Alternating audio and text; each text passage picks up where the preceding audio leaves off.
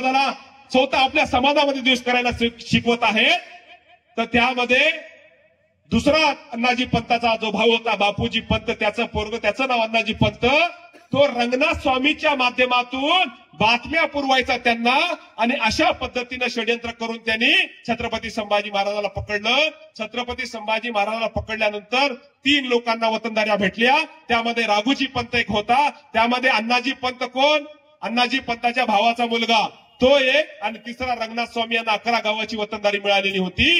हे लपून तुम्ही घराघरामध्ये समाजामध्ये तेढ निर्माण करत आहात। फक्त छावा पिक्चरचं एक संदर्भ मी तुम्हाला देतो, कारण छत्रपती संभाजी महाराजांचा हा जो पिक्चर त्यांनी निर्माण केला त्याचा उद्देश हा होता की औरंगजेबाला क्रूर दाखवून, आता औरंगजेब नाही, मुघल नाही, पण हे महाराष्ट्रातल्या मुस्लिम समाजाकडून बदला घ्यायचा, भारतातील मुस्लिम समाजाकडून बदला घ्यायचा। अरे औरंगजेबानं संभाजी महाराजांना पकडल्यानंतर त्यांना शिक्षा जी झाली त्याचं सगळ्यात जास्त दुःख या महाराष्ट्रातल्या मुस्लिमांना आहे। त्याचं कारण सांगतो, त्या पिक्चर मध्ये जेव्हा संभाजी महाराज बुरानपूर येथे आक्रमण करतात तेव्हा तो मुघलांचा प्रदेश आहे, मुघलांच्या प्रदेशाचा हा बुरहानपूर आहे। त्या बुरहानपूर मध्ये तुम्ही जेव्हा पाहता की मराठे जे सैनिक आहेत आणि मुघल सैनिक आहेत ते एक दुसऱ्या विरुद्ध संघर्ष करत आहेत, रक्ताचा सडा पडत आहे, तेथे प्रेत पडत आहे, तेथे एक 4 वर्षाचा लहान मुस्लिम मुलगा आहे, त्या सीन मध्ये त्याच्या डोक्यावर हिरवी पगडी आहे आणि तो मुलगा म्हणतोय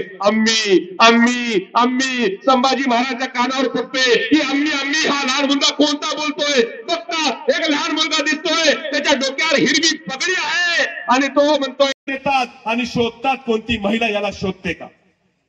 मग एक महिला मुस्लिम बघत असते आणि म्हणते मेरे बच्चे को बचाओ, मेरे बच्चे को बचाओ। छत्रपती संभाजी महाराज बघतात, त्या मुलाला त्या आईला घेऊन जाऊन देतात आणि मोगलाचे सैनिक पुन्हा अंगावर त्यांना मारायला येतात, ते तलवारीने परतून लावतात, ढालीने परतून लावतात आणि हा मुलगा त्या मातेच्या हातात देतात। ती माता आपल्या मुलाला पाहते, आपल्या छातीला लावते, कुरवाळते, रडत असते। संभाजी महाराज विसरून जातात ते युद्धामध्ये आहे, ते बघत असतात आईचं प्रेम त्या मुलाशी काय आहे। का? कारण संभाजी महाराज अनाथ होते, 2 वर्षाचे असताना त्यांची आईचं निधन झालं, आईचं प्रेम त्यांनी पाहिलं नाही। अरे मोगलांच्या राज्यातील 4 वर्षाच्या या मुस्लिम मुलाला संरक्षण देणारे, त्याच्या आईला नेऊन देणारे हे छत्रपती संभाजी महाराज आहेत, आणि हे संभाजी महाराजांचे विचार आहेत। आणि तुम्ही गुजरातमध्ये काय केलं, गरोदर मुस्लिम महिलाचं पोट फाडलं, त्या पोटातून एक बाळ तो जन्माला आला नाही, त्याला त्रिशूलच्या टोकावर घेऊन नाचले, हे संभाजी महाराजांचे विचार होते का? तुम्ही संभाजी महाराजांना कसं स्वीकारलं? अवघ्या 30-32 वर्षाचं आयुष्य संभाजी महाराजांचं, आणि बघा की त्यांनी फक्त सैनिकावर वार केलेला आहे, सामान्य महिला आणि लहान मुलं धार्मिक स्थळाला इजा संभाजी महाराजांनी शिवाजी महाराजांनी दिलेलं नाही।